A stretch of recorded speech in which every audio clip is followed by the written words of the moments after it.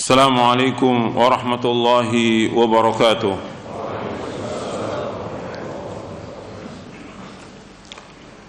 إن الحمد لله نحمده ونستعينه ونستغفره ونعوذ بالله من شرور أنفسنا ومن سيئات أعمالنا من يهده الله فلا مضل له ومن يضلل فلا هادي له. أشهد أن لا إله إلا الله وحده لا شريك له وأشهد أن محمدا عبده ورسوله. يا أيها الذين آمنوا اتقوا الله حق تقاته ولا تموتن إلا وأنتم مسلمون.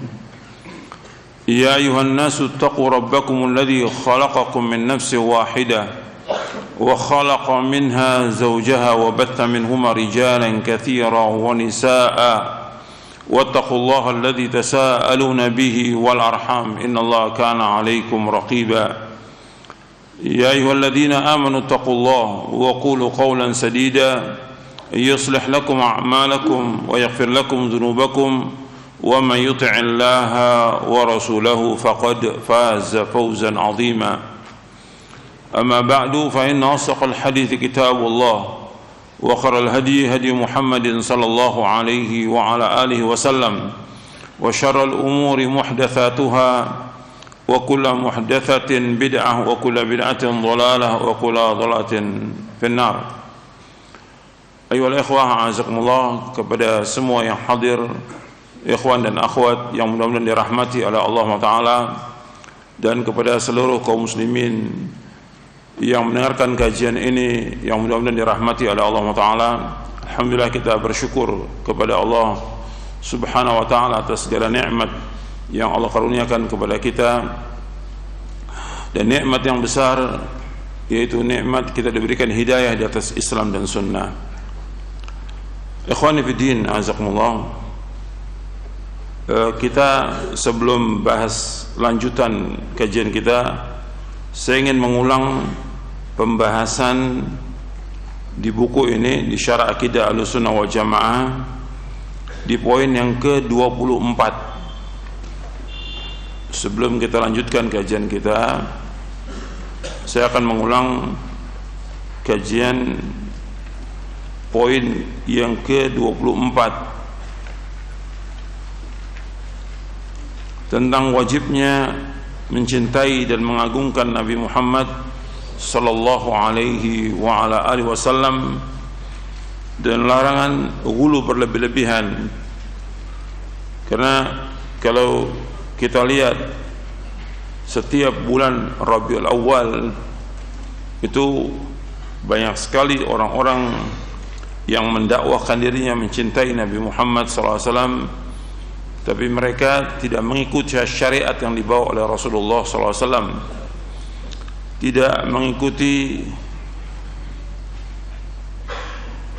apa yang beliau telah ajarkan kepada umatnya, baik dari segi akidah, ibadah, akhlak, muamalah dan yang lainnya, tapi mengklaim bahwa mereka lah orang yang paling cinta kepada Nabi Muhammad SAW.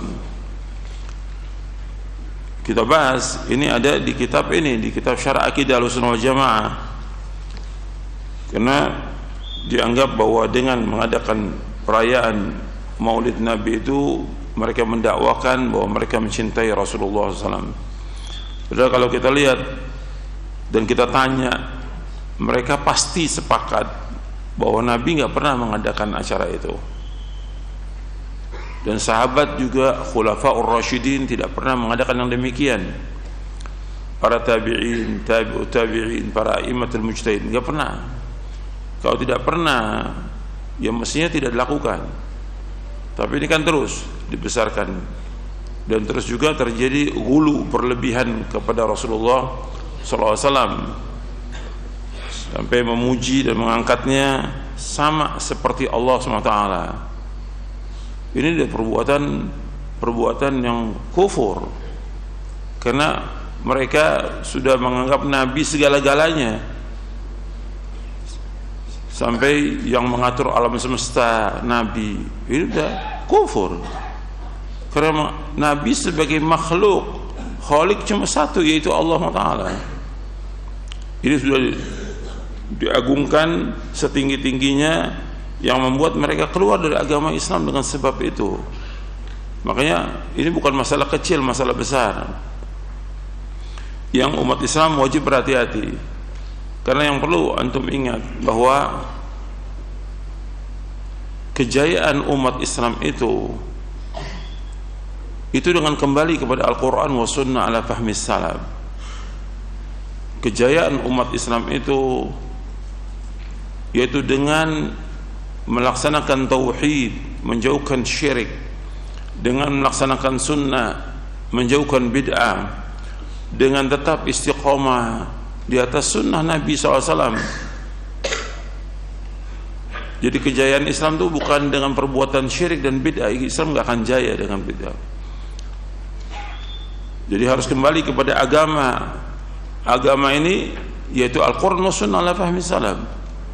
Maka Nabi ketika menyebutkan sallallahu alaihi wasallam bahwa umat Islam ini akan ditimpa oleh Allah dengan kehinaan, dengan kerendahan, sampai mereka kembali kepada Al-Quran wa sunnah ala fahmi salaf.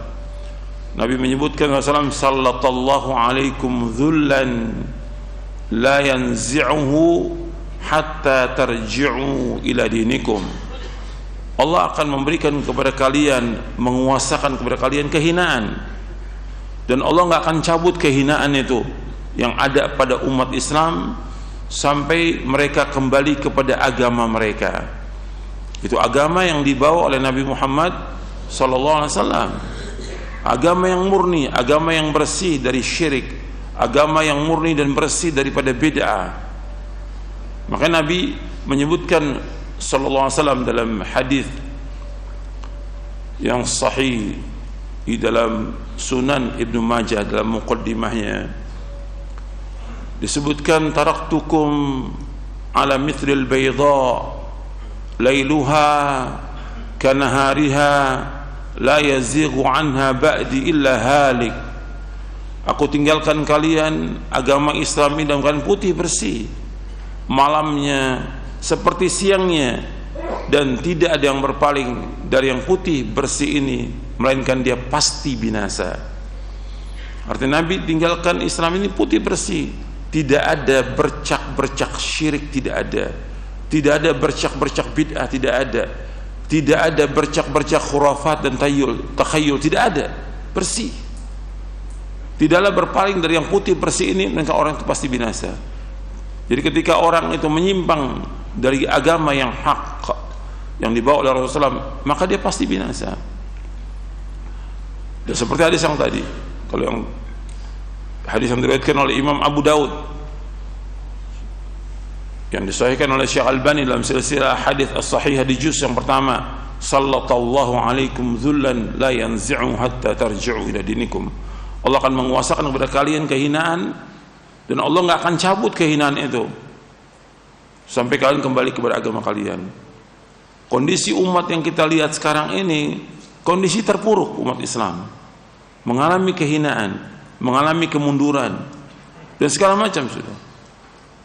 Allah nggak akan angkat umat ini sampai mereka kembali kepada agamanya, itu agama yang dibawa oleh Rasulullah SAW, yang sumbernya dua yang Nabi sudah sebutkan, taraktu fikum amrayni lan tadillu ma tamassaktum bihima kitaballah wa sunnati. Kata Nabi SAW, aku tinggalkan kepada kalian dua perkara yang kalian tidak akan sesat selama kalian berpegang dua perkara itu, yaitu Al-Quran dan Sunnah. Tapi Al-Quran dan Sunnah tetap harus dipahami sesuai dengan pemahaman para sahabat radhiyallahu anhum ajma'in. Karena ketika Nabi menyebutkan tentang umat ini akan berpecah menjadi 73 golongan dalam hadis yang sahih yang diriwayatkan oleh Imam Ahmad, Tirmidzi, Abu Daud dan yang lainnya, Nabi menyebutkan sataftariku ummati ala 73 firqah kulluha fin nar illa wahidah. Umatku akan berpecah menjadi 73 golongan, semuanya masuk neraka kecuali satu. Ketika ditanya Nabi, siapa yang satu itu? Nabi menjawab, al-jamaah. Jamaah maksudnya jamaah para sahabat. Jamaah maksudnya orang yang berada di kebenaran. Dalam hadis yang lain yang diriwayatkan oleh Imam At-Tirmidzi dan Hakim, Nabi menyebutkan tentang satu golongan itu, ma'ana alaihi al-yawma wa ashabi, yaitu orang yang mengikuti aku dan para sahabatku. Berarti golongan yang selamat itu orang yang mengikuti Rasulullah SAW dan para sahabatnya. Artinya mengikuti cara beragama mereka, mengikuti manhaj mereka, itu yang wajib kita ikut. Karena kita semua ingin selamat dan kita semua ingin masuk surga. Kita wajib menempuh jalan itu. Jalan itu hanya satu, tidak dua, tidak tiga, dan tidak bercabang jalan itu. Hanya satu. Allah menyebutkan dalam surah Al-An'am ayat 153, wa anna hadza sirati mustaqiman fattabi'uhu wa la tattabi'us subula fatafarraqa bikum an sabilihi dzalikum wassaqum bihi la'allakum tattaqun. Dalam surah Al-An'am ayat 153, inilah jalanku yang lurus, ikuti jalanku yang lurus itu. Jangan kalian mengikuti jalan-jalan yang lain, niscaya jalan itu akan mencerai-beraikan kalian dari jalan Allah. Demikianlah Allah wasiatkan kepada kalian agar kalian bertakwa. Jadi jalan yang membawa manusia ke neraka banyak, golongan-golongan, firqah-firqah yang sesat, pemahaman-pemahaman yang sesat, aliran banyak. Tapi yang membawa manusia ke surga hanya satu. Itu jalan yang telah ditempuh oleh Rasulullah SAW dan para sahabatnya. Ini yang wajib kita ikut. Dan kita ikut semuanya. Berkaitan dengan akidah, ibadah, akhlak, muamalah, semua ikut dengan apa yang dibawa oleh Rasulullah SAW. Makanya ini harus kita ingat itu, bahwa Rasulullah SAW sudah menjelaskan semua kepada manusia ini. Yang membawa manusia ke surga Nabi sudah jelaskan, yang membawa manusia ke neraka Nabi sudah jelaskan. Dalam hadis yang sahih yang diriwayatkan oleh Imam At-Tabrani dalam Mu'jamul Kabir, dari sahabat Abu Dzar radhiyallahu anhu, Nabi bersabda SAW, ma baqiya syai'un yuqarribu minal jannati wa yuba'idu minan nari illa wa qad buyyina lakum. Tidak tersisa dari agama Islam sedikit pun juga tidak tersisa. Apa saja yang membawa kalian ke surga sudah dijelaskan. Apa saja yang membawa kalian ke neraka sudah dijelaskan. Artinya sudah sempurna agama Islam ini. Yang membawa manusia ke surga Nabi sudah jelaskan lengkap semuanya. Yang membawa manusia ke neraka Nabi sudah jelaskan lengkap semuanya. Jadi nggak ada lagi yang tersisa dari agama ini. Kewajiban kita sebagai umat Nabi Muhammad SAW, apa kewajibannya? Ittiba. Kalau kita mengatakan kita cinta kepada Nabi Muhammad SAW, kewajiban kita untuk ittiba kepada beliau. Allah berfirman dalam surah Ali Imran di ayat 31, Qul in kuntum tuhibbunallaha fattabi'uni yuhibbukumullah wa yaghfir lakum dzunubakum wallahu ghafurur rahim. Katakanlah seandainya kalian cinta kepada Allah, ikuti aku. Ikuti siapa? Ikuti Rasulullah SAW. Niscaya Allah akan cinta kepada kalian dan Allah akan mengampuni dosa-dosa kalian, dan Allah Maha Pengampun dan Allah Maha Penyayang. Disuruh mengikuti Rasulullah. Kalau kalian cinta kepada Allah, ikuti aku. Kewajiban kita mengikuti Nabi Muhammad SAW, tidak mengikuti yang lain. Kita wajib ittiba kepada Rasulullah SAW, tidak mengikuti yang lain. Ketika manusia mengikuti yang lain, apakah dia seorang ustadz, kiai, habib, tokoh-tokoh masyarakat, atau pembesar-pembesar, atau penguasanya, maka mereka akan sesat dan akan menyesal nanti. Allah menyebutkan di dalam akhir surah Al-Ahzab. Antum lihat di akhir surah.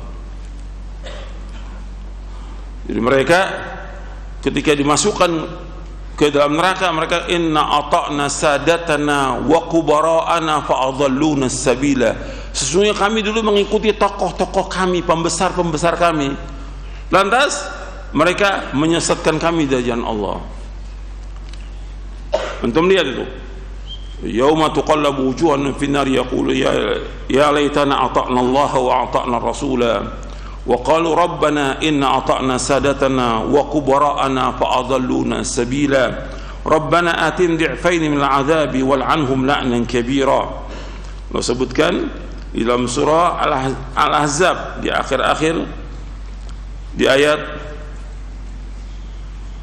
66, 67, 68 Allah menyebutkan yauma tuqallabu wujuhum fin nari yaquluna ya laitana ata'na Allah wa ata'na ar-rasula.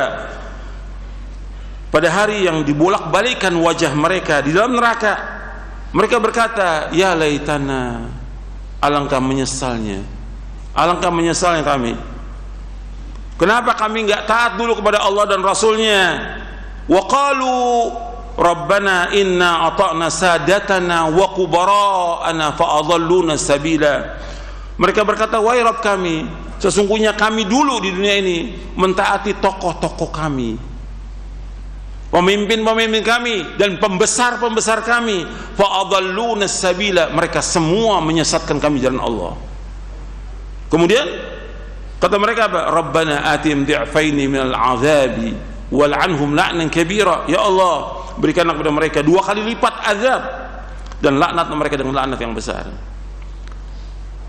Enggak ada manfaatnya lagi penyesalan, sudah masuk ke dalam neraka. Naudzubillah, nasallallahu alaihi. Kenapa dulunya mereka taat kepada siapa? Taat kepada tokoh-tokoh masyarakat, kepada pembesar-pembesar. Mereka ikut apa kata mereka, menyesal. Kenapa mereka enggak taat kepada Allah dan Rasulnya? Kan mereka mengatakan di sini, ya laitana ata'na Allah wa ata'na ar-rasula. Ya laitana, sungguh celaka kami, sungguh kami menyesal. Kenapa kami dulu tidak taat kepada Allah dan Rasulnya? Penyesalan tidak ada manfaatnya. Makanya ini perhatikan bahwa kita harus taat kepada Allah dan taat kepada Rasulullah SAW. Yang ada keterangannya, ada dalilnya kita ikut, yang tidak jangan ikut. Karena agama sudah sempurna. Al-yauma akmaltu lakum dinakum wa atmamtu alaikum ni'mati wa raditu lakumul Islam madina. Dalam surah Al-Maidah ayat 3, pada hari ini aku telah sempurnakan bagimu agamamu, aku telah cukupkan nikmatku atasmu, dan aku ridho Islam menjadi agama bagimu. Antum lihat lagi dalam surah Al-Furqan bagaimana penyesalan orang yang tidak mengikuti Nabi Muhammad sallallahu alaihi wa ala alihi wasallam. Di ayat 27, 28, 29, wa yawma ya'addu adh-dhalimu ala yadayhi yaqulu ya laitani ittakhadtu ma'ar rasuli sabila ya wailata laitani lam attakhidh fulanan khalila laqad adallani an dzikri ba'da ija'ani wa kana asy-syaitanu lil insani khadhula. Allah berfirman dalam surah Al-Furqan, surah yang ke-25 ayat 27 sampai 29. Dan pada hari orang-orang zalim menggigit tangannya. Menggigit tangan itu tanda penyesalan, tangannya digigit orang zalim. Kebiasaan orang kalau menyesal itu gigit tangannya.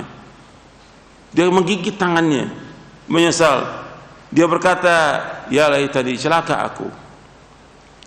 Kenapa aku enggak menjadikan jalan bersama Rasulullah? Kenapa aku tidak mengikuti Rasulullah sallallahu alaihi wasallam? Kemudian dia bilang, ya wailata, sungguh celaka aku. Laitani, alangkah baiknya dulu, lam attakhid fulanan khalila, aku enggak jadikan si fulan sebagai teman dekat. Si fulan ini bisa seorang ustadz, seorang dai, seorang kiai, habib, tokoh atau pembesarnya. Alangkah baiknya kalau dulu di dunia aku nggak jadikan dia sebagai teman. Penyesalan nggak ada manfaatnya. Di dalam neraka ini penyesalan nggak ada manfaatnya. Kemudian laqad adallani 'ani dzikri. Si fulan itu, teman itu siapa aja? Apakah dia seorang dai, seorang ustadz, seorang teman yang benar, atau yang lainnya? Laqad adallani 'ani dzikri ba'da idh ja'ani. Sungguh dia telah menyesatkan aku dari peringatan Allah Subhanahu wa taala sesudah datang kepadaku, wa kana syaitanu lil insani khadula, dan syaitan itu menyesatkan manusia.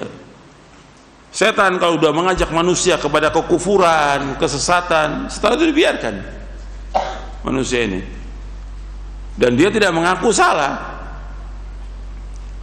karena kalian yang ikut aku, kata setan. Karena dia juga masuk ke dalam neraka, setan itu, karena dia mengajak semua pasukannya, pengikutnya masuk ke dalam neraka. Yad'u hizbahu liyakun min ashabi sa'ir, dia mengajak golongannya untuk masuk ke dalam neraka. Jadi antum hati-hati itu, jangan menjadikan teman, tokoh, ustadz yang antum ikuti dengan meninggalkan siapa? Rasulullah SAW.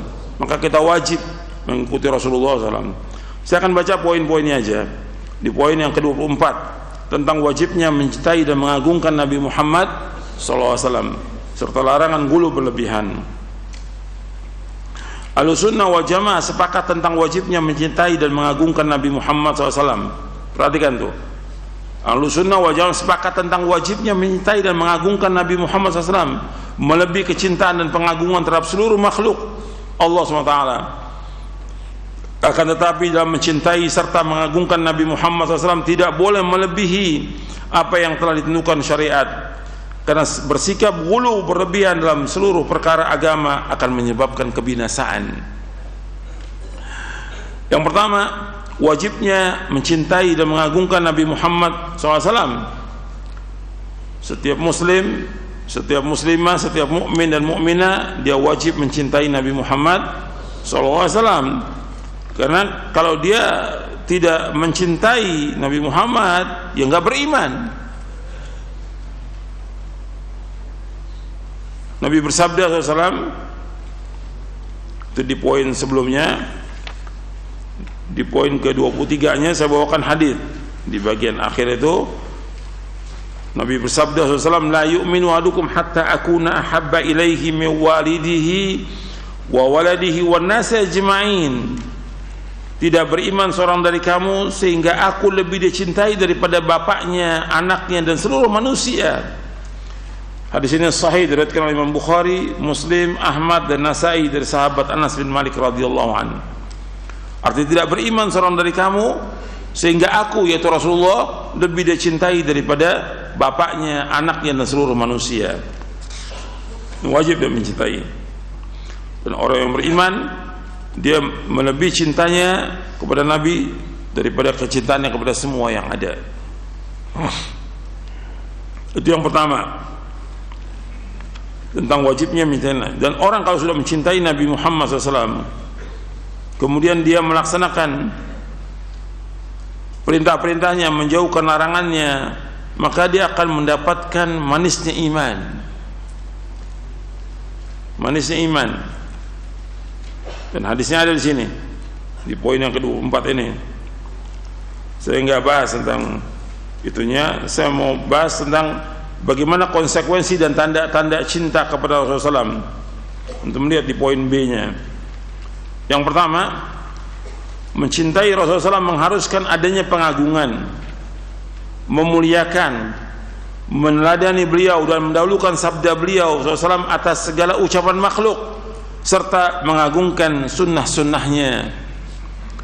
Allah SWT berfirman, ya ayyuhalladzina amanu la tuqaddimu baina yaday Allahi wa rasulih wattaqullaha innallaha samii'un 'alim.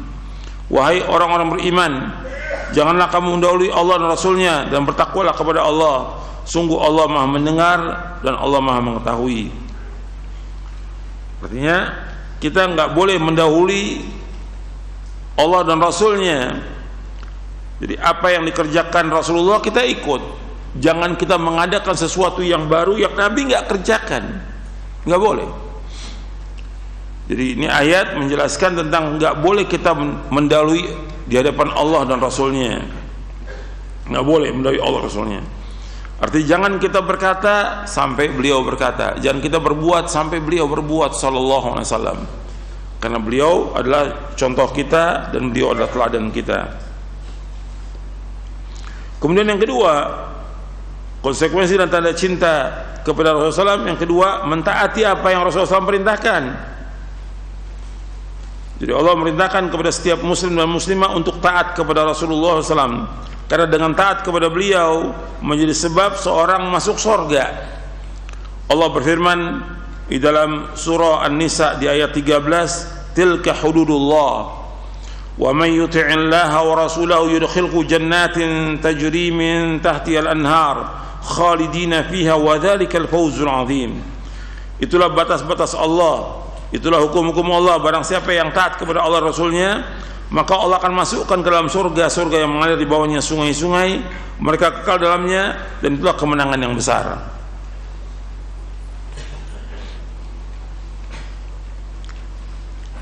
Kemudian yang ketiga, membenarkan apa yang beliau sampaikan sallallahu alaihi wasallam.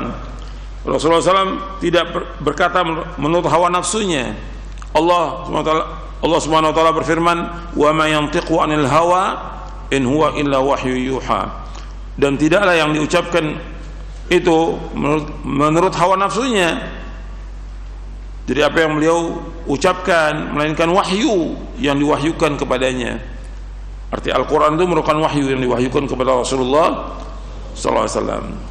Jadi kita wajib membenarkan apa yang beliau sampaikan. Jadi yang kita benarkan itu apa yang disampaikan oleh Rasulullah SAW selama riwayatnya sahih. Yang keempat, menandiri apa yang dilarang dan dicegah oleh beliau SAW. Kita wajib menandiri dari apa yang dilarang dan dicegah oleh beliau SAW. Allah SWT berfirman, wa ma atakumur rasulu fakhudhu wa ma nahakum anhu fantahu wattaqullaha innallaha syadidul iqab. Jadi apa yang datang kepadamu dari Rasul maka terimalah, dan apa yang dilarangnya maka tinggalkan. Bertakwalah kepada Allah, sungguh Allah itu sangat keras hukumannya. Jadi apa yang datang kepada kalian dari Rasul maka kalian ambil, apa yang dilarang kalian tinggalkan, karena azab Allah itu sangat pedih. Jadi kita wajib menerima apa yang dari beliau dan kita menjauhkan apa yang dilarang. Jadi semua perintah-perintah Rasulullah kita laksanakan, yang dilarang kita tinggalkan. Dan perintah yang paling besar apa? Tauhid. Perintah yang paling besar tauhid. Kemudian perintah yang paling besar lagi apa? Melaksanakan sunnah Nabi SAW dan yang lainnya. Larangan yang paling besar apa? Syirik. Larangan yang paling besar lagi apa? Bid'ah dan yang lainnya. Maka kita wajib menjauhkan apa yang dilarang. Jadi kalau kita cinta kepada Nabi Muhammad SAW, ya taati perintahnya, jauhkan larangannya. Kemudian yang kelima, beribadah sesuai dengan apa yang beliau SAW syariatkan, atau dengan kata lain kita wajib ittiba kepada beliau sallallahu alaihi wasallam. Agama Islam sudah sempurna, tidak boleh ditambah dan tidak boleh dikurangi. Rasulullah SAW diutus oleh Allah Azza wa Jalla untuk mengajarkan umat Islam tentang bagaimana cara yang benar dalam beribadah kepada Allah Subhanahu wa taala, dan beliau SAW telah menyampaikan semuanya. Oleh karena itu umat Islam wajib ittiba kepada Rasulullah SAW agar mereka mendapatkan kecintaan Allah Azza wa Jalla, kejayaan, dan dimasukkan ke dalam surganya. Ittiba kepada Rasulullah SAW hukumnya adalah wajib, dan ittiba menunjukkan kecintaan seorang hamba kepada Allah Azza wa Jalla. Allah SWT berfirman dalam surah Ali Imran ayat 31, qul in kuntum tuhibbunallaha fattabi'uni yuhibbukumullah wa yaghfir lakum dzunubakum wallahu ghafurur rahim. Katakanlah seandainya kamu mencintai Allah, ikutilah aku, ikutilah Nabi Muhammad SAW. Niscaya Allah akan mencintai kamu dan mengampuni dosa-dosa kamu. Allah Maha Pengampun dan Allah Maha Penyayang. Surah Ali Imran ayat 31. Al-Imam Ibnu Katsir rahimahullah yang wafat tahun 774 Hijriah, beliau mengatakan dalam tafsirnya, tafsir Ibnu Katsir, ayat ini adalah pemutus hukum bagi setiap orang yang mengaku mencintai Allah Azza wa Jalla namun tidak menempuh jalan Rasulullah SAW, maka orang itu dusta dalam pengakuannya tersebut hingga ia mengikuti syariat dan agama yang dibawa Rasulullah SAW dalam semua ucapan dan perbuatannya. Nanti antum lihat dalam tafsir Ibnu Katsir di juz yang kedua halaman 32 cetakan Dar Thaibah. Di antara tanda cinta kepada Rasulullah SAW adalah dengan mengamalkan sunnahnya, menghidupkan dan mengajak kaum muslimin untuk mengamalkannya, serta berjuang membela as-sunnah dari orang-orang yang mengingkari as-sunnah dan melecehkannya. Termasuk cinta kepada Nabi SAW adalah menolak dan mengingkari semua bentuk bid'ah, karena setiap bid'ah adalah sesat.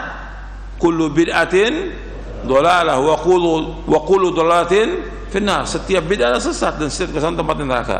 Kullu bid'atin dhalalah wa kullu dhalalatin finnar. Setiap bid'ah adalah sesat dan setiap kesalahan tempat neraka. Ini yang bersabda siapa? Rasulullah SAW. Rasulullah mengancam jangan sampai kita berbuat bid'ah.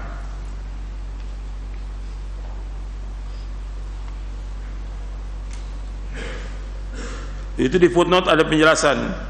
Sebagian contoh-contoh bid'ah yang masih dilakukan kaum muslimin seperti perayaan dan peringatan Maulid Nabi SAW, perayaan Isra Mi'raj, tawassul dengan orang mati, membangun kubur dan yang lainnya, semua itu tidak pernah dilakukan oleh Nabi SAW dan para sahabatnya radhiyallahu anhum ajma'in. Dr. Shalih bin Fauzan bin Abdullah Al-Fauzan hafizahullah menjelaskan dalam kitabnya, termasuk mengagungkan beliau SAW adalah mengagungkan sunnahnya dan berkeyakinan tentang wajibnya mengamalkan sunnah tersebut, serta meyakini bahwa sunnah beliau telah menduduki kedudukan kedua setelah Al-Quran Karim dalam hal kewajiban mengagungkan dan mengamalkannya, sebab as-sunnah merupakan wahyu dari Allah Subhanahu wa ta'ala. Dalam kitab beliau Aqidatul Tauhid. Kemudian kita wajib mentaati beliau dan meneladani Nabi Muhammad sallallahu alaihi wasallam. Itu yang C, poin C, untuk melihat. Kita wajib mentaati beliau SAW dengan menjalankan apa yang diperintahkan, meninggalkan yang dilarang. Hal ini merupakan konsekuensi dari syahadat bahwa beliau adalah Rasulullah SWT. Artinya beliau utusan Allah SWT. Dalam banyak ayat Al-Quran Allah SWT memerintahkan kita untuk mentaati Nabi Muhammad SAW. Di antaranya ada yang diiringi dengan perintah taat kepada Allah, sebagaimana Allah berfirman, ya ayyuhalladzina amanu athi'ullaha wa athi'ur rasul. Wahai yang beriman, taatlah kepada Allah dan taat kepada Rasul. Dan taat kepada Rasul merupakan taat kepada Allah. Allah berfirman dalam surah An-Nisa ayat 80, "Man yuti'ir rasula faqad ata Allah wa man tawalla fama arsalnaka 'alaihim hafidha." Barang siapa yang mentaati Rasul, maka sungguhnya dia telah mentaati Allah, dan barang siapa berpaling dari ketaatan, maka barang siapa yang berpaling dari ketaatan itu, maka ketahuilah kami tidak mengutusmu Muhammad untuk menjadi penjaga atas mereka. Surah An-Nisa ayat 80. Dan Allah juga mengancam kalau Rasul sudah perintahkan satu perintah, nggak boleh kita menyalahi perintah itu. Untuk melihat surah An-Nur ayat 63. فَلْيَحْذَرِ الَّذِينَ يُخَالِفُونَ عَنْ أَمْرِهِ أَنْ تُصِيبَهُمْ فِتْنَةٌ أَوْ يُصِيبَهُمْ عَذَابٌ أَلِيمٌ. Maka adalah orang-orang menyalahi perintah Rasulullah SAW takut akan mendapatkan cobaan atau ditimpa azab yang pedih. Artinya hendaknya mereka takut jika hatinya ditimpa fitnah kekufuran, nifaq dan bid'ah, atau siksa yang pedih di dunia, baik berupa pembunuhan, had, pemenjaraan atau siksa lain yang disegerakan. Allah telah menjadikan ketaatan dan mengikuti Rasulullah SAW sebagai sebab hamba mendapatkan kecintaan Allah dan ampunan atas dosa-dosanya.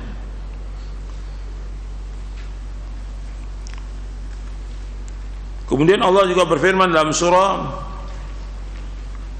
Al-Ahzab ayat 21, laqad kana lakum fi rasulillahi uswatun hasanatun liman kana yarjullaha wal yawmal akhir wa dzakarallaha katsira. Dalam surah Al-Ahzab surah 33 ayat 21, laqad kana lakum fi rasulillahi uswatun hasanatun liman kana yarjullaha wal yawmal akhir wa dzakarallaha katsira. Sungguh telah ada pada diri Rasulullah SAW suri tauladan yang baik bagimu, yaitu orang-orang yang mengharap rahmat Allah dan kedatangan hari kiamat dan banyak mengingat Allah.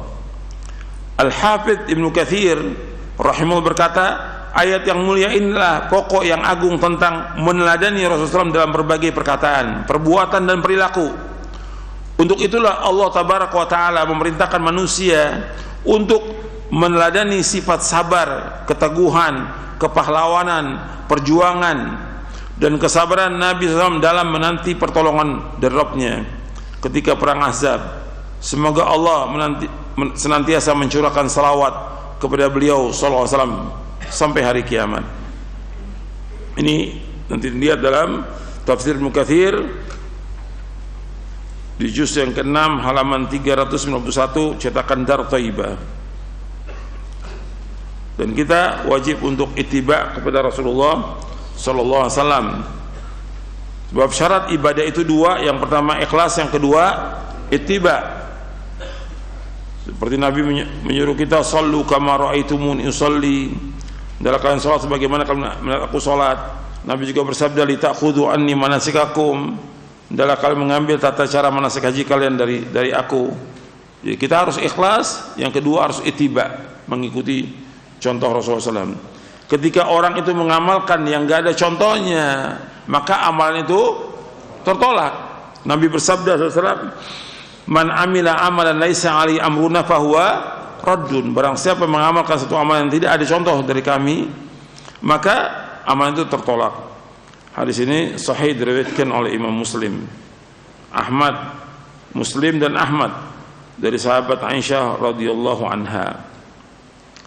Jadi kita wajib mengikuti Nabi Muhammad. Kalau kita cinta, kita wajib ikut kepada Nabi Muhammad SAW. Kemudian kita dianjurkan untuk memperbanyak salawat kepada Rasulullah SAW. Justru kita inilah orang yang paling banyak salawat, karena setiap disebut nama Nabi kita bersalawat. Nggak perlu acara khusus untuk bersalawat, nggak perlu juga majlis khusus, majlis salawat nggak perlu, karena setiap hari kita salawat kepada Rasulullah SAW. Inna Allah wa malaikatahu yusalluna ala nabi ya ayyuhalladzina amanu sallu alaihi wa sallimu taslima.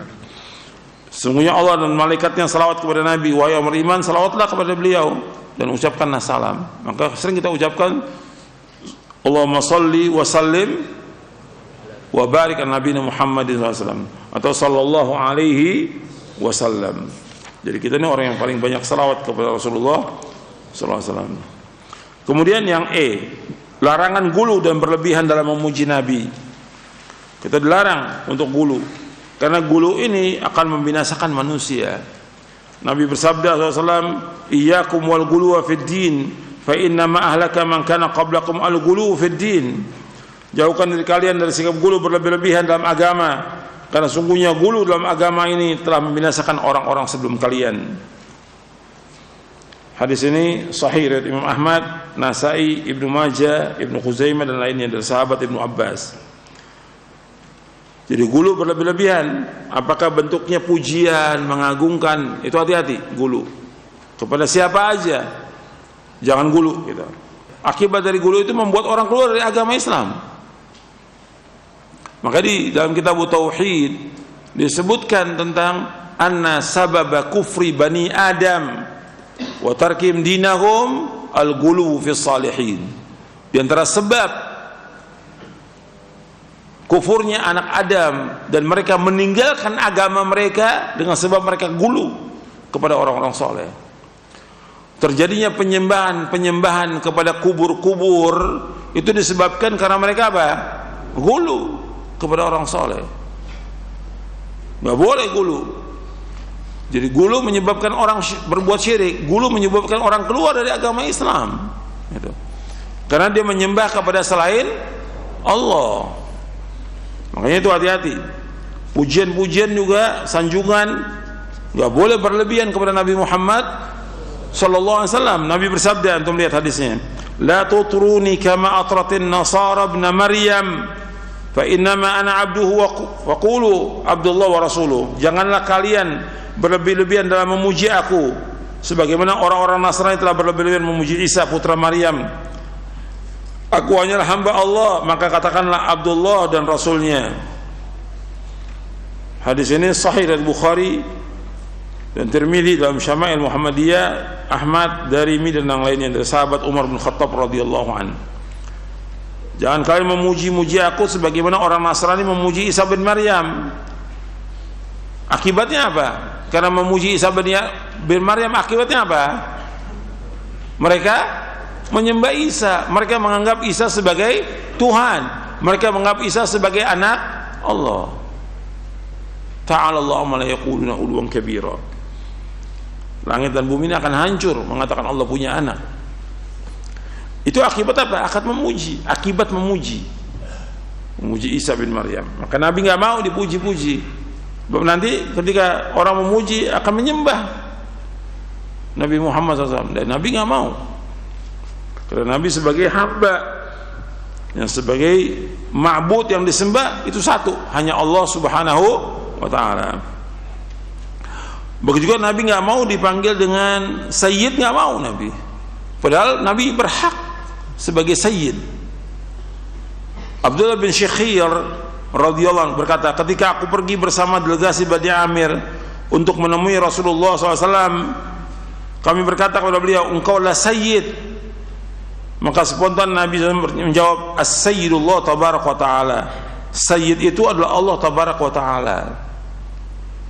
Lalu kami berkata, dan engkau adalah orang yang paling utama dan paling agung kebaikannya. Serta merta beliau SAW mengatakan, qulu bi qawlikum au ba'di qawlikum wa la yastajiranakum syaitan. Katakanlah sesuai dengan apa yang wajar, yang biasa kalian ucapkan, atau sebagian ucapan kalian, dan janganlah kalian terseret oleh syaitan. Hadis ini sahih riwayat Abu Daud, Ahmad, Bukhari yang lainnya. Nabi juga ketika datang, kata Anas bin Malik radhiyallahu anhu, sebagian orang berkata kepada beliau, wahai Rasulullah, wahai orang terbaik di antara kami, putra orang terbaik di antara kami, wahai sayyid kami, putra sayyid kami. Maka seketika itu juga Nabi SAW bersabda, ya ayyuhan nas qulu biqaulikum wa la yastahwiyannakum syaitanu ana Muhammadun Abdullah wa rasuluh ma uhibbu an tarfa'uni fawqa manzilati allati anzalani Allah azza wa jalla. Wahai manusia, ucapkanlah dengan yang biasa, yang wajar kalian ucapkan. Janganlah kalian terbujuk oleh syaitan.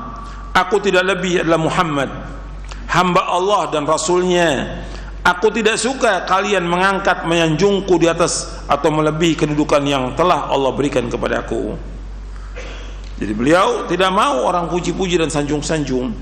Hadis ini sahih dari Imam Ahmad, Nasai dalam Amal Yawm wal Laila, dan Al-Lalikai dalam Syarah Usul I'tiqad Ahlus Sunnah wal Jamaah dari sahabat Anas bin Malik. Ya, Nabi tidak mau dipuji, nggak mau disanjung. Karena akibatnya nanti apa? Orang akan menyembah beliau.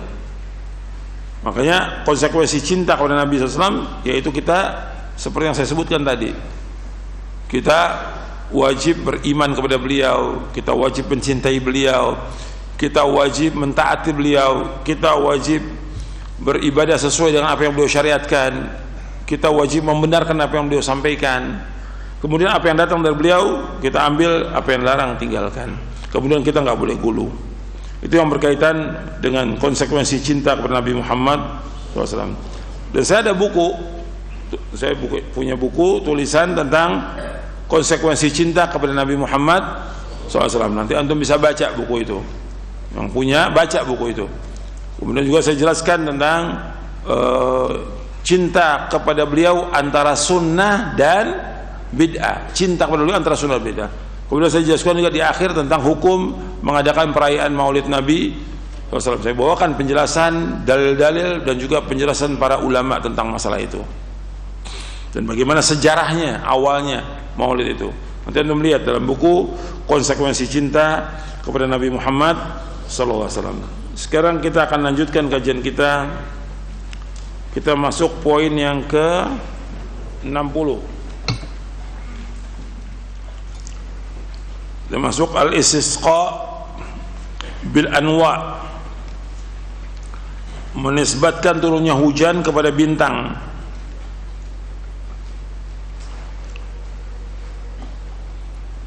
Al-Istisqa bin Anwa menisbatkan turunnya hujan kepada bintang.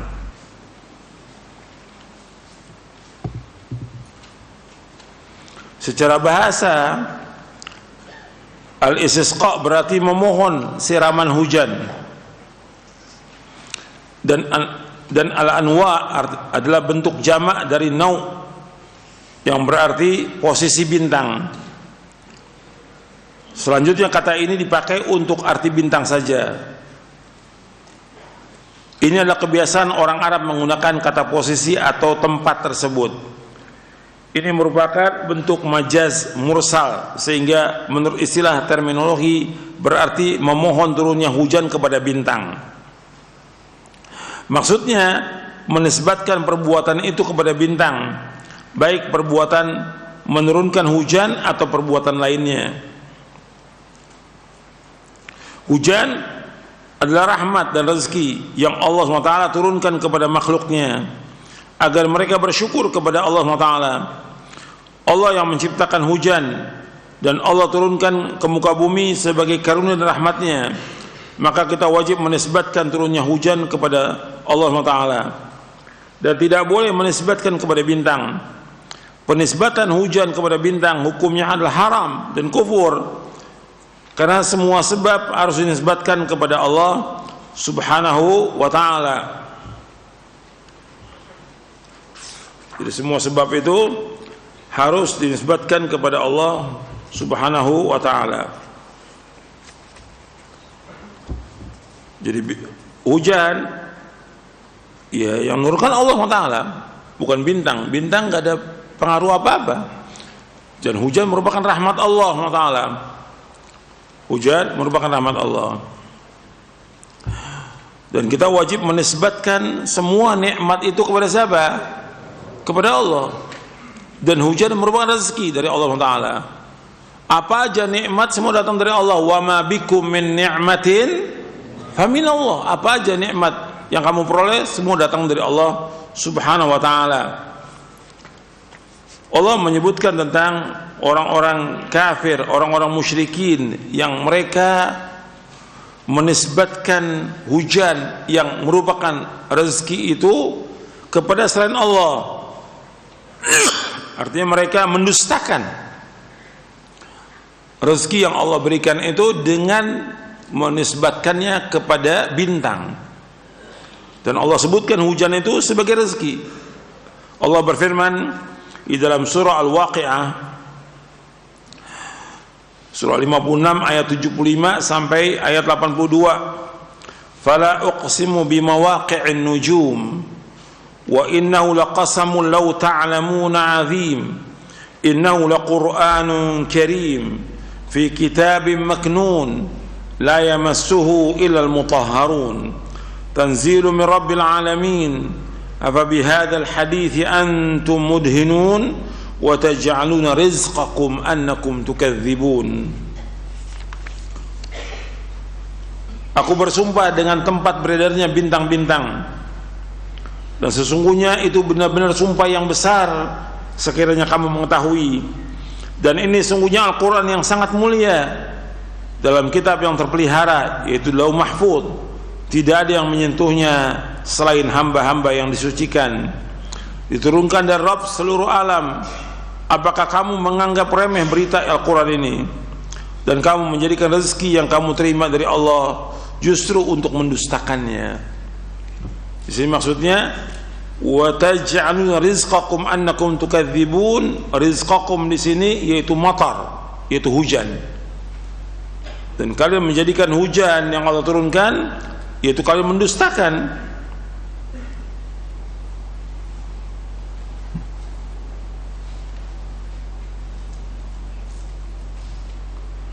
Dijelaskan oleh Syekh Abdurrahman bin Nasir As-Sa'di rahimahullah, kata beliau, dan kamu menjadikan rezeki yang kamu terima dari Allah justru mendustakannya, yakni karunia Allah berupa rezeki yang Allah berikan kepada kalian, justru kalian balas dengan mendustakan dan kufur, mengingkari nikmat Allah, sehingga kalian justru mengatakan kami diberikan hujan dengan bintang ini dan bintang itu. Kalian sandarkan nikmat itu kepada selain pemberi dan pemiliknya. Tidaklah kalian bersyukur kepada Allah atas kebaikannya. Sebab Allah lah yang menurunkan hujan kepada kalian. Bersyukurlah kalian supaya Allah tabaraka wa ta'ala menambahkan karunia-Nya kepada kalian. Ini karena pendustaan dan kekufuran itu merupakan pendorong untuk diangkatnya nikmat dan datangnya azab. Gitu. Nanti antum bisa lihat dalam Taisir Karimur Rahman fi Tafsir Kalamil Mannan ketika menafsirkan surah Al-Waqi'ah.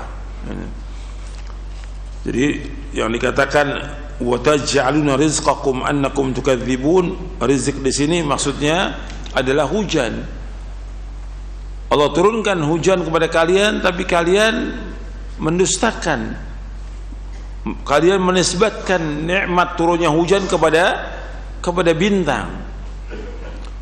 Maksudnya kalian wajib menetapkan bahwa hujan itu dari Allah, karena Allah yang menurunkan hujan. Dan umumnya kaum musyrikin juga demikian, mengakui hujannya itu dari Allah. Tapi sebagian mereka menisbatkannya kepada bintang.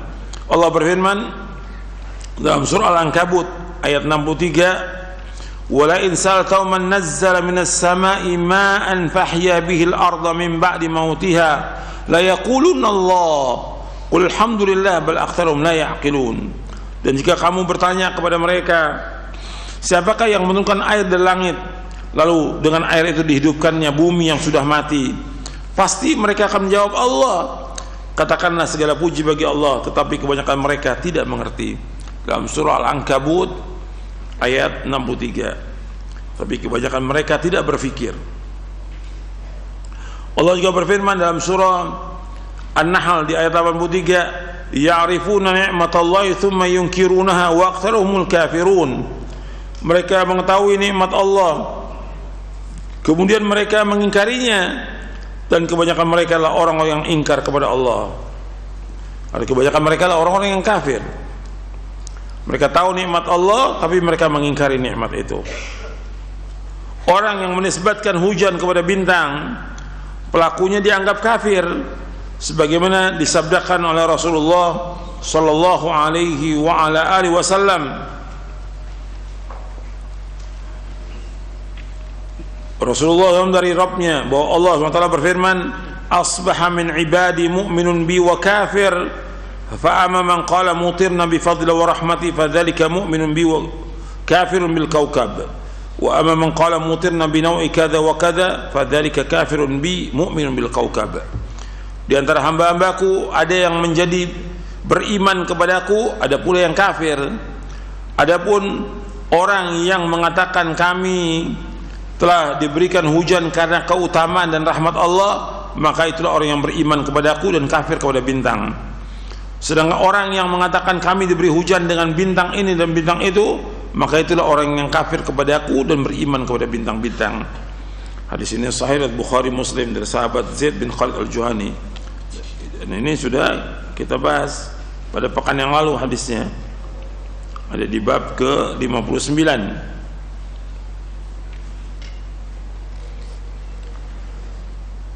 Jika seorang percaya bahwa bintanglah pelaku atau faktor yang mempengaruhi turunnya hujan, maka orang ini dinyatakan musyrik dengan tingkatan syirik besar.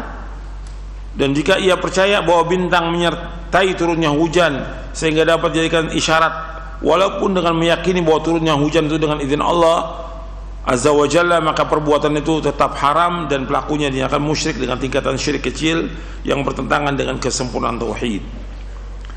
Menisbatkan sesuatu kepada selain Allah Azza wa Jalla sebagai pencipta, baik sebagai pelaku, faktor yang mempengaruhi atau faktor penyerta, ada perbuatan syirik yang kini telah banyak tersebar di kalangan masyarakat. Inilah syirik yang sangat dikhawatirkan oleh Rasulullah SAW dalam salah satu sabda beliau SAW. Beliau bersabda SAW, "Thalathun akhafu ala ummati al-istisqa'u bil anwa' wa haifu sultan wa takdzibun bil qadar."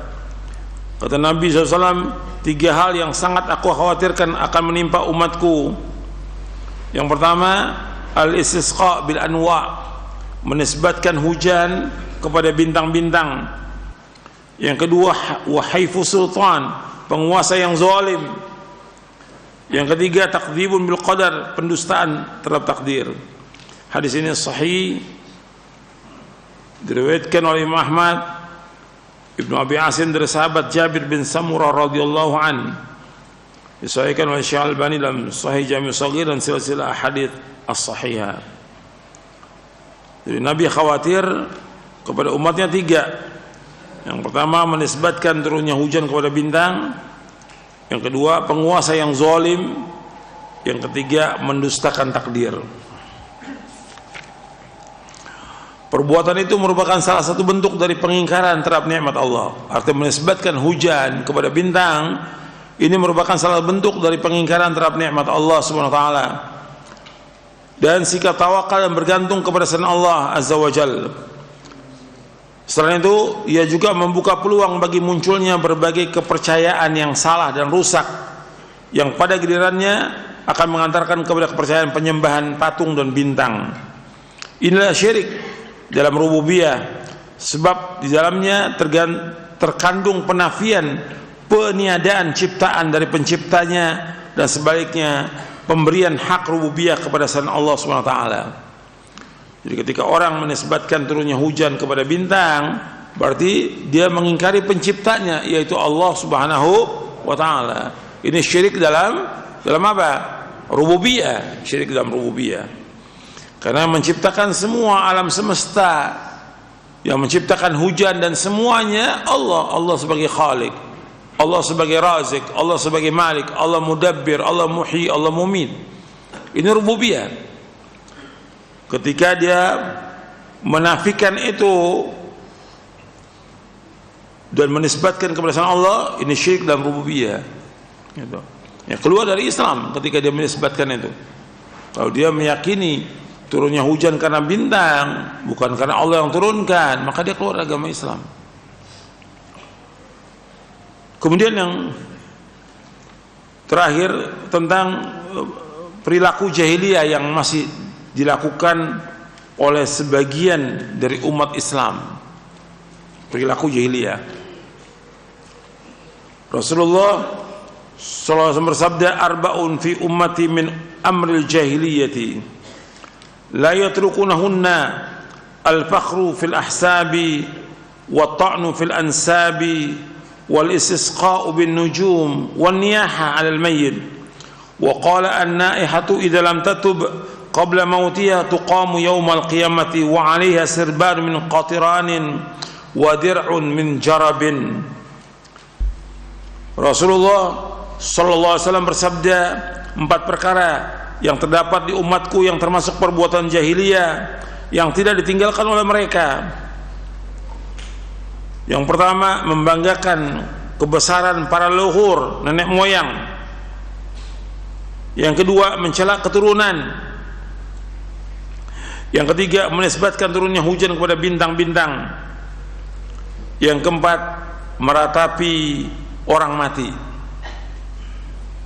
Lantas beliau SAW bersabda, wanita yang meratapi orang mati apabila dia belum bertaubat sebelum meninggalnya akan dibangkitkan pada kiamat dan dikenakan kepadanya pakaian yang berlumuran cairan, tembaga serta mantel yang bercampur dengan penyakit gatal. Hadis ini sahih riwayat Muslim.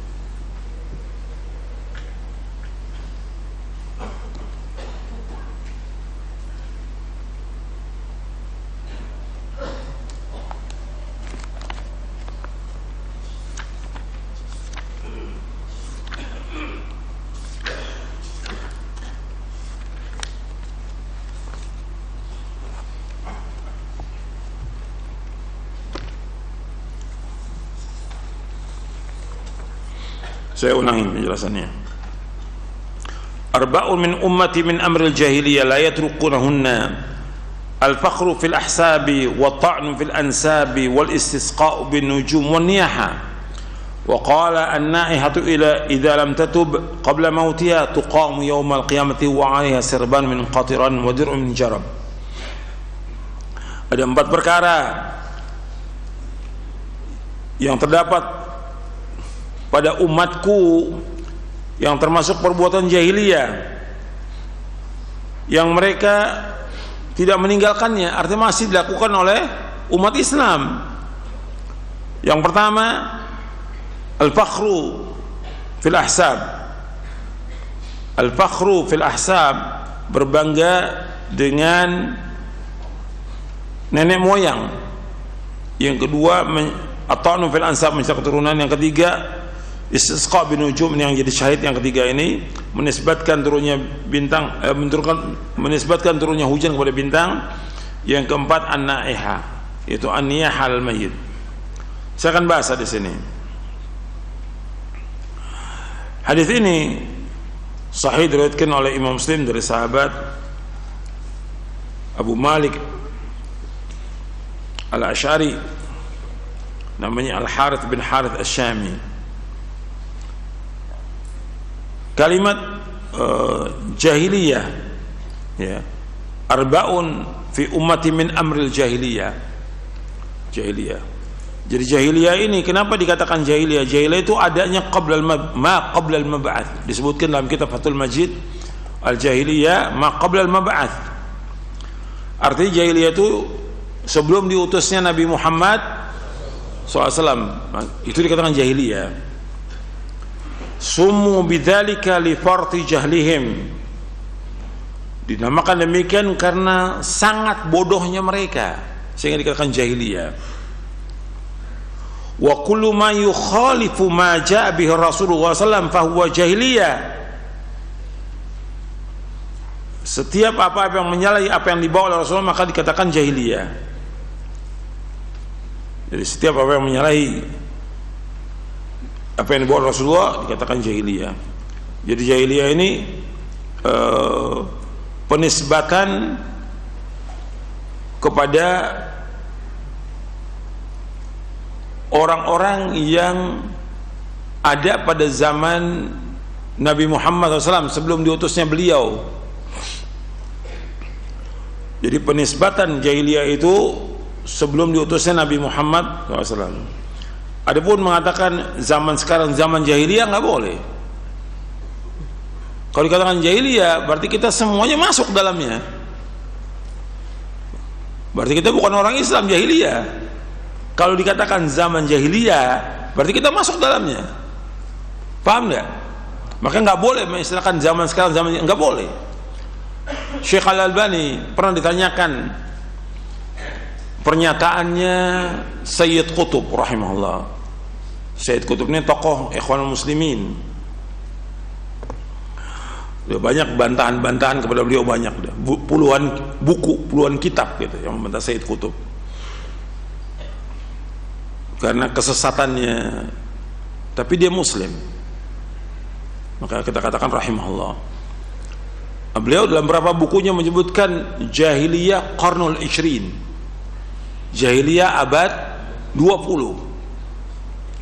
Pernah ditanyakan kepada Syekh Muhammad Nasrul Albani rahimahullah, apakah boleh menyatakan seperti ini jahiliyah abad 20? Kata Syekh Albani nggak boleh. Panjang beliau jawab itu, karena jahiliyah itu penisbatan kepada sebelum diutusnya Nabi Muhammad SAW. Ketika mengatakan zaman jahiliyah berarti kita masuk, berarti kita belum Islam semuanya. Jahiliyah itu nggak boleh. Ternyata itu dibantah panjang lebar oleh Syekh Albani, dibawakan oleh Syekh Bakar Abu Zaid dalam kitabnya Mu'jam Al-Manahi Al-Lafziyah. Mu'jam Al-Manahi Al-Lafziyah artinya lafaz-lafaz yang dilarang kita mengucapkannya. Lafaz-lafaz yang dilarang. Ini Mu'jam Manahi lafaz-lafaz yang kita dilarang. Kita jangan sembarangan dalam mengucapkan yang memang itu tidak boleh gitu. Jadi istilah jahiliyah nggak boleh, kecuali yang ada dalil yang Allah memang nisbatkan itu dari kebiasaan jahiliyah. Seperti Allah menyebutkan waqarna fi buyutikunna wala tabarrajna tabarrujal jahiliyatul ula. Adalah kalian para wanita tinggal di rumah kalian, jangan kalian keluar dengan terbuka aurat kalian sebagaimana orang-orang jahiliyah yang pertama. Jadi Allah menyebutkan itu dalam Al-Quran, jangan seperti orang jahiliyah. Jadi kalau menisbatkan sekarang zaman jahiliyah nggak boleh. Jadi Nabi menyebutkan ada 4 perkara dari umatku, dari perkara jahiliyah yang mereka nggak tinggalkan, artinya masih umat Islam melakukannya. Sampai terus ini, sampai menjelang kiamat. Masih ada umat Islam melakukan perbuatan 4 ini. Kalimat 4 arba'un bukan berarti pembatasan. Makanya dikatakan dalam ilmu usul fikih mafhumul adad ghairu murad. Mafhumul adad ghairu murad. Artinya pemahaman bilangan itu bukan itu yang dimaksud.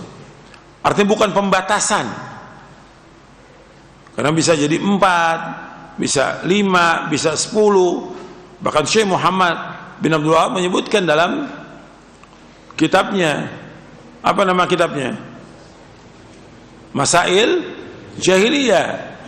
Masail Jahiliyah itu lebih dari 120 perbuatan-perbuatan jahiliyah yang masih dilakukan oleh umat Islam. Makanya ini 4. Yang pertama kita bahas di sini al-fakhru bil ahsab. Di antara perbuatan jahiliyah yang masih ada di umat Islam itu berbangga dengan nenek moyang dan sombong dengan apa yang ada. Artinya di sini dia iftikhar, berbangga dengan siapa? Dengan nenek moyangnya. Apakah dengan harta? Dan ini kesombongan dia berbangga, dan ini merupakan kesombongan dengan leluhurnya, kesombongan dengan nenek moyangnya, menganggap dirinya mulia melebihi yang lain.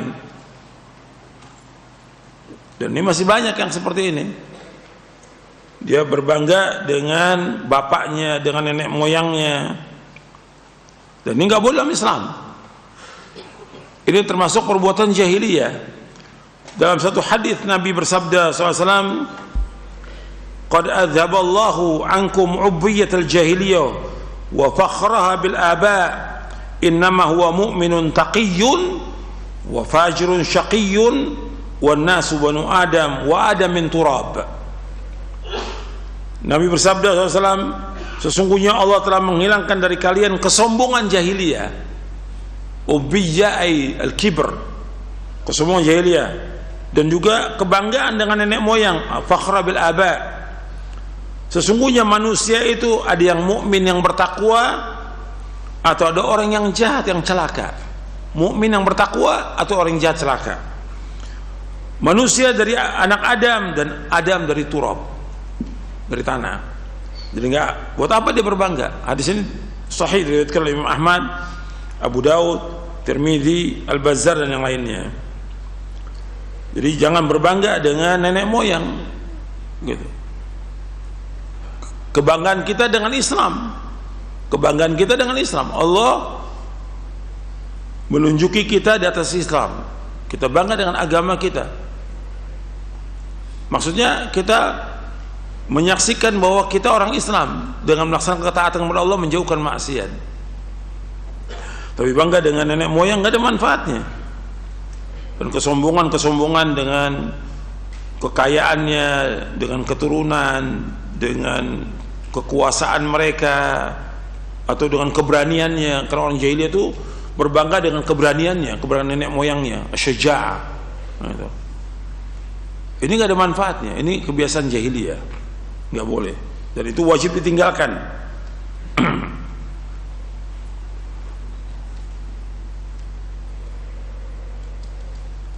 Dan al-hasab ini maknanya macam-macam, bisa makna as-saja'ah, bisa makna al-mal, bisa makna al-fasahah, bisa makna yang lain. Makna dia al-hasab ini. Kemudian yang kedua,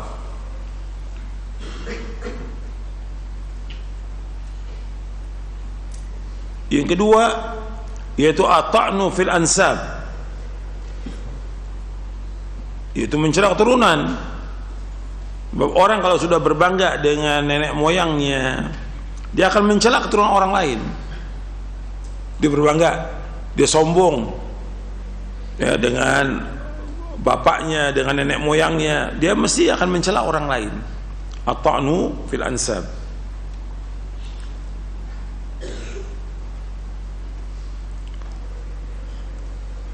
At-ta'nu fil ansab, mencela keturunan. menghinakan keturunan orang lain, atau dia di sini maksudnya at-ta'nu fil ansab, maksudnya mencela, menghina, melecehkan keturunan orang lain, atau kadang-kadang juga dia menafikan nasabnya dari bapaknya. Ini termasuk at-ta'nu fil ansab. Dan ini merupakan dakwah jahiliyah dan dakwah muntina. Yang ketiga, al-istisqa bin nujum. Ini yang jadi syahid dalam bab ini, yaitu menisbatkan turunnya hujan kepada bintang. Jadi mereka orang-orang jahiliyah mengatakan mutirna binau'i kadza, sesungguhnya kami diturunkan hujan dengan sebab bintang ini. Dan ini tidak boleh, sebab hujan itu merupakan rahmat Allah Subhanahu wa ta'ala, merupakan rezeki, dan Allah yang menurunkan hujan.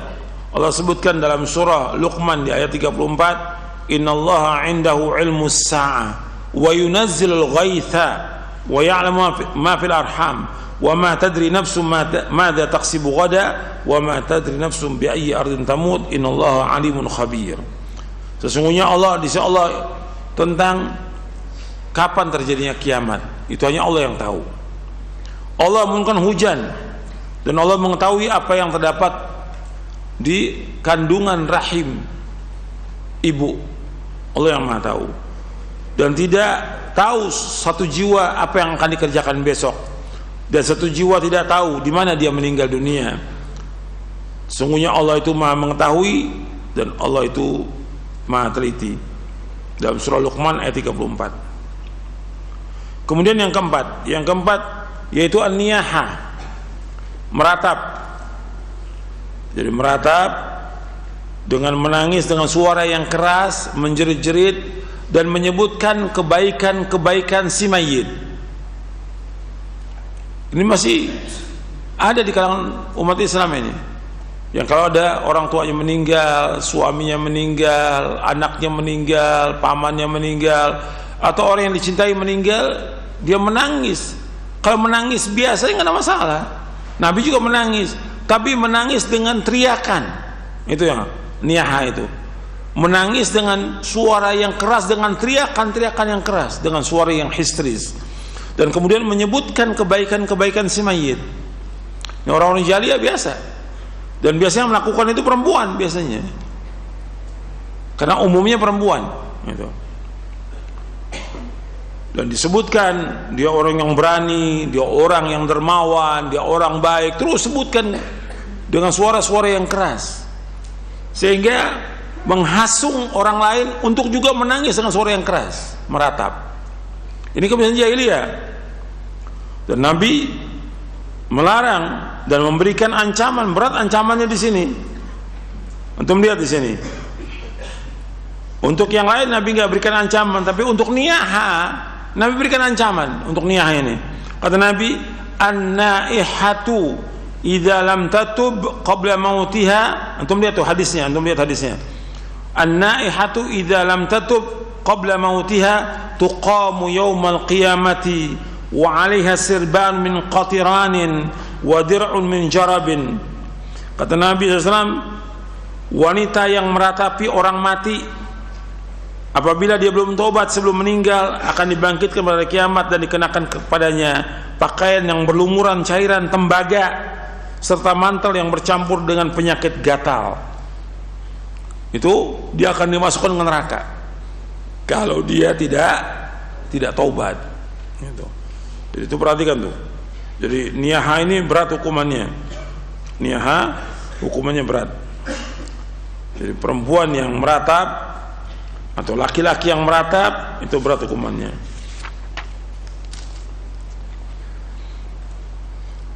Fawaid yang dapat kita ambil dari hadis ini ada banyak, dan nanti antum bisa lihat di syarah Kitab Tauhid di bab yang ke-30. Saya bacakan tentang faedah dari hadis ini. Yang pertama, haramnya menisbatkan turunnya hujan kepada bintang, karena ini termasuk perkara jahiliyah. Haramnya menisbatkan turunnya hujan kepada bintang-bintang, karena ini termasuk perkara jahiliyah.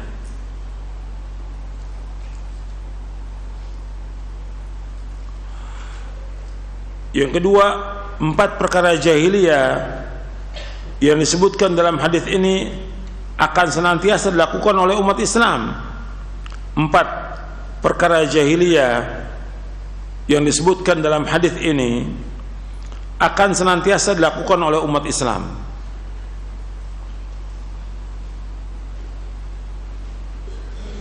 Yang ketiga, hadis ini merupakan salah satu tanda dari tanda-tanda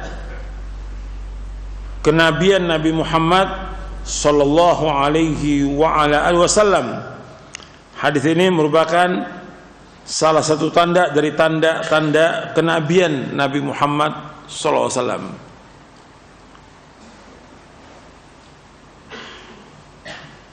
Maksudnya apa salah satu kenabian? Artinya Nabi ini menyebutkan sesuatu yang gaib, yang akan datang. Nanti akan terjadi, umat Islam mengerjakan begini, akan datang. Apa yang Nabi sebutkan terjadi, terbukti dilakukan oleh umat Islam. Maka ini namanya dalail an-nubuwah, bukti-bukti kenabian. Oh, beliau seorang nabi, karena beliau tidak tahu yang gaib. Allah yang beritahu bahwa nanti umatnya akan melakukan perbuatan jahiliyah. Paham tidak maksudnya? Ini namanya dalail an-nubuwah, tanda-tanda kenabian. Yang keempat, yang dimaksud dengan jahiliyah,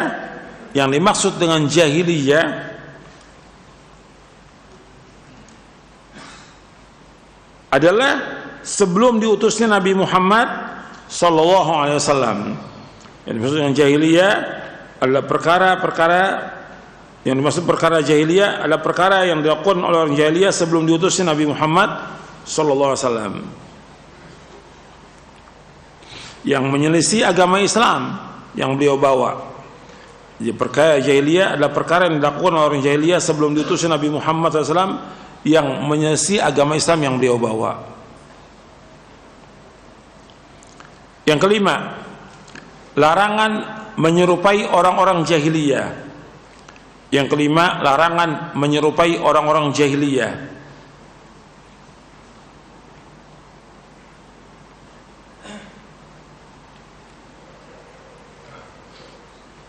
Yang keenam, diharamkan berbangga dengan nenek moyang dan keturunan, karena ini termasuk perkara jahiliyah. Diharamkan berbangga dengan nenek moyang dan keturunan, karena ini termasuk perkara jahiliyah.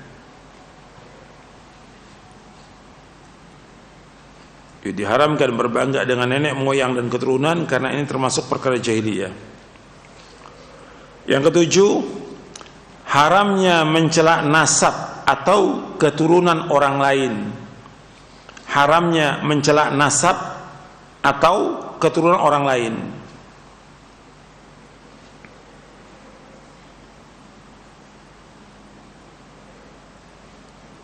Yang kedelapan, diharamkan meratapi orang mati. Yang kedelapan, diharamkannya meratapi orang mati.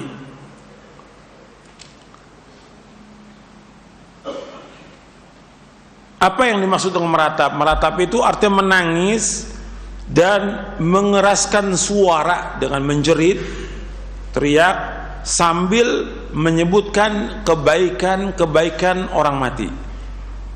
Itu namanya niyaha. Niyaha itu artinya menangis dan meratap. Niyaha itu meratap, maksudnya menangis dan mengeraskan suara sambil menyebut kebaikan orang mati.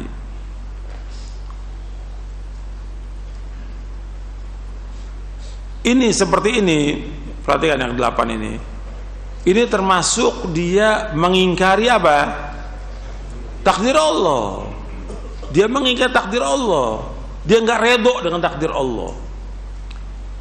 Kenapa dia sebutkan kebaikan? Maksudnya dia, kenapa kok Allah cabut nyawanya? Dia kan orang baik gitu. Kok dimatikan dia orang baik gitu. Dia nggak terima itu. Makanya ancamannya berat ini. Orang yang meratap ini, dia sebutkan kebaikannya, dia ingin, kenapa kok orang baik dimatikan? Kok dicabut nyawanya orang baik ini? Dia nggak redho dengan takdir Allah. Dan ini juga menunjukkan kepada apa? Dia tidak redho dan tidak sabar kepada apa? Takdir Allah Taala. Yang kesembilan, penjelasan tentang balasan bagi orang yang meratap. Penjelasan tentang balasan bagi orang yang meratap. Itu berat tuh. Balasannya bagi orang meratap. Karena dia akan dikenakan pakaian yang berlumuran cairan tembaga dan mantel yang bercampur dengan penyakit gatal nanti di neraka, dimasukkan neraka. Ini. Itu ancamannya. Yang ke-10, meratapi orang mati adalah dosa besar. Meratapi orang mati adalah dosa besar.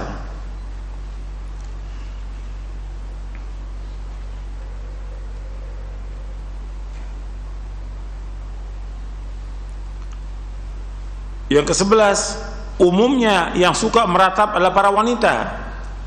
Umumnya yang suka meratap adalah para wanita. Dan hal ini tidak menafikan adanya laki-laki yang meratap. Umumnya yang suka meratap adalah para wanita. Dan hal ini tidak menafikan adanya laki-laki yang meratap. Yang ke-12, taubat bisa menghapuskan dosa. Taubat bisa menghapuskan dosa, walaupun dosa itu dosa besar. Taubat bisa menghapuskan dosa, walaupun dosa itu dosa besar. Maka wajib kita bertaubat dan selalu bertaubat kepada Allah Subhanahu wa taala.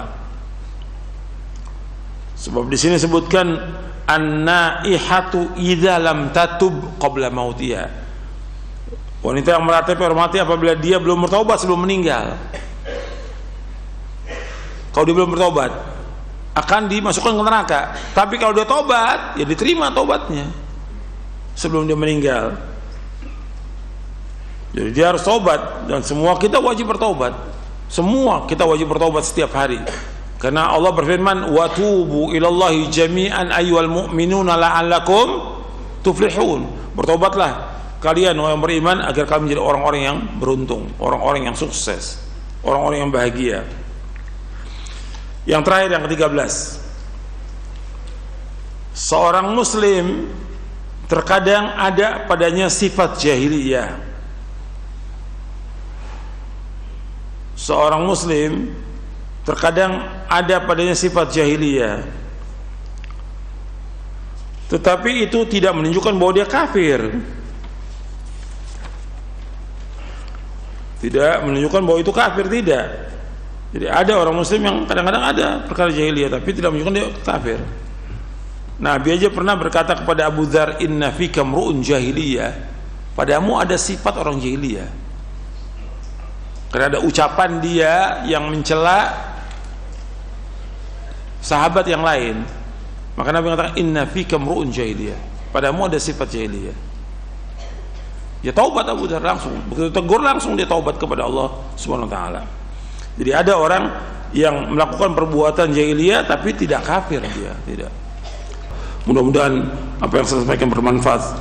Wassallallahu nabiyana Muhammadin sallallahu alaihi wasallam, subhanallahi wa bihamdik, asyhadu an la ilaha illa anta astaghfiruka wa atubu ilaik. Assalamualaikum warahmatullahi wabarakatuh.